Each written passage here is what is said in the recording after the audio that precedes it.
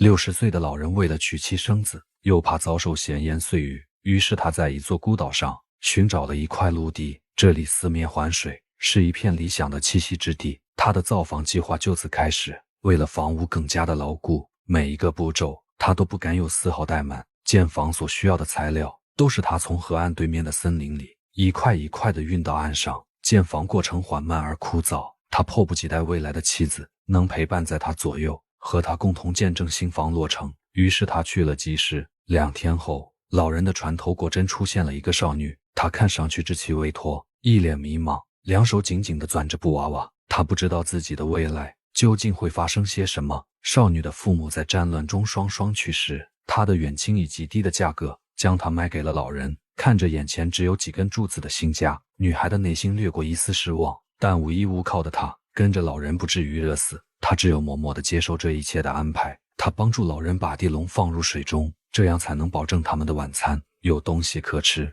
大半天的奔波让老人体力上有些透支，他躺在未完成的新家，想要简单的休息一会。少女见状也乖乖地靠近他，在他的旁边席地而睡。至始至终他们都没有说一句话，老人也在静静地等待少女长大的那一天。往后的日子，老人的建房工作更加的有趣，有了少女的陪伴，他看上去非常的安心。这人迹罕至的地方，不想一艘快艇从湖面划过。老人微笑向他们致敬。外面的世界似乎还未安定，好在快艇上的军官并未打扰他们，只是朝小岛看了看，没有任何停留便划过。女孩十分的勤快，她总是帮助老人做着力所能及的事情。岛上的傍晚十分的寒凉，老人升起熊熊的篝火后，就去河里收起地笼。每天他们都能得到充足的蛋白质。老人向女孩展示着他们今天的收获，女孩细心地清洗着食物，但一连几天都在孤岛生活。她开始幻想着外面的世界，可她并无路可去。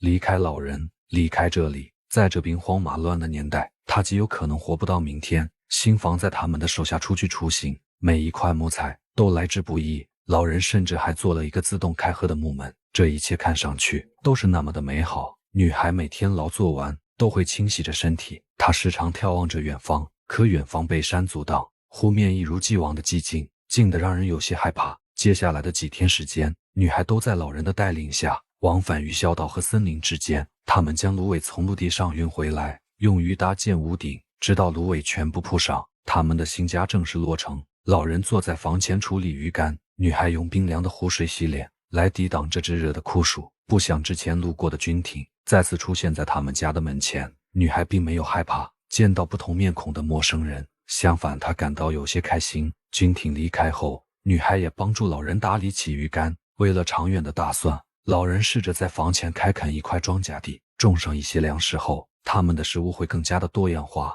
岛上的泥土松软，湿度适中，他坚信这里一定会长出粮食。夏日临近之时，他们将玉米种子播下，女孩也逐渐适应了这枯燥的生活。对于能吃上玉米糊后的期望，她和老人一样的强烈。新房落成后，他们不再风吹雨打，木屋不仅能够放下2张床铺，还有一席之地放置餐椅。不管外面的雨有多大，他们不再担心被雨水淋湿，但小船是他们通向外界的唯一工具。为了防止暴雨卷走小船，他们合力将小船拉上了岸边。老人总是担心女孩太累，他示意女孩回屋里烤火取暖，不至于冻感冒。小小的火盆带来的温暖让他们无比的满足。雨后涨水的湖面升高，为了刚种下的玉米不被大水吞噬，他们在小岛的低处筑起泥巴，并用厚厚的树枝挡住洪水侵袭。女孩也学会了如何独自捕鱼，如何烹饪它们，让它们更加的美味。老人教会了她许多和大自然相处的技能，她感到非常的欣慰。1个月后，地里的玉米都发了芽，并长势良好。他们像呵护生命一般，细细地呵护着这片充满希望的庄稼地，每日给地里除草，不让杂草抢夺一点营养。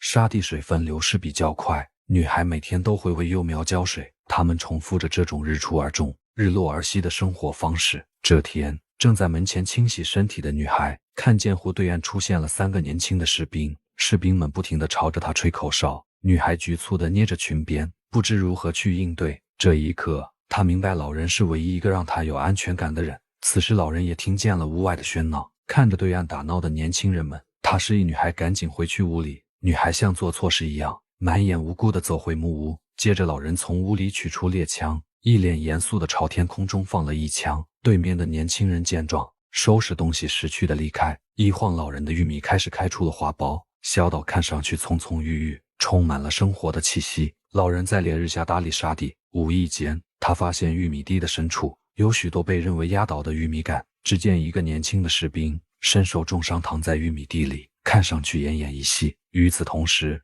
，3个开着快艇的军官也找到了这里。他们询问老人是否看到过一个逃兵。人类善良的天性让老人撒了谎，老人谎称从未有人经过这里。即使军官们如何质问，老人始终没有松口。快艇离开后，老人和女孩将年轻人从玉米地里救了起来，并把他安顿到家里的床上。为了不让女孩接触陌生人，老人把女孩赶出房外，女孩只能偷偷趴在门缝里，透过门缝观察着房内的一切。3天后，年轻人竟然奇迹般地活了下来。老人将家中舍不得吃的小米熬成粥喂给了年轻人服下。在老人细心的照顾下，年轻人逐渐康复。面对老人长期古板又无趣的脸，女孩对这个外来者产生了无限的遐想。在情窦初开的年纪，接触到了唯一的同龄人，小女孩活泼调皮的天性被激发，他们越来越熟悉到相互追逐打闹。这片寂静的庄稼之地有了他们更加的生动起来。可这样的场面被老人看在眼里，他不仅感到一丝担忧。他将女孩唤回身边后，向年轻人道明了他们之间的关系，同时也向年轻人下达了逐客令。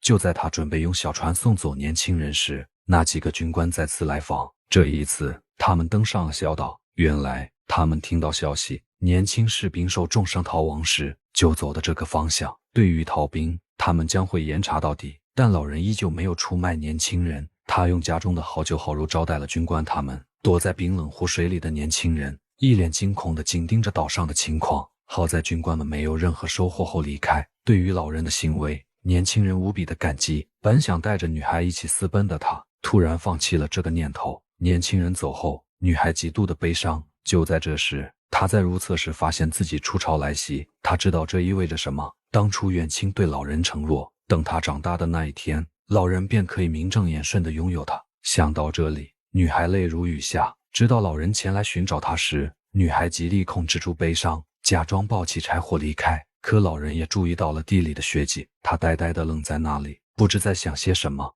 然而，一场猛烈的暴风雨的到来，彻底改变了老人的计划。当天下午，狂风大作，雷雨交加。这一场雨比任何时候都下得久。眼见一夜过后，雨也没有停下的迹象。他们冒着大雨，将地里还未成熟的玉米进行抢收。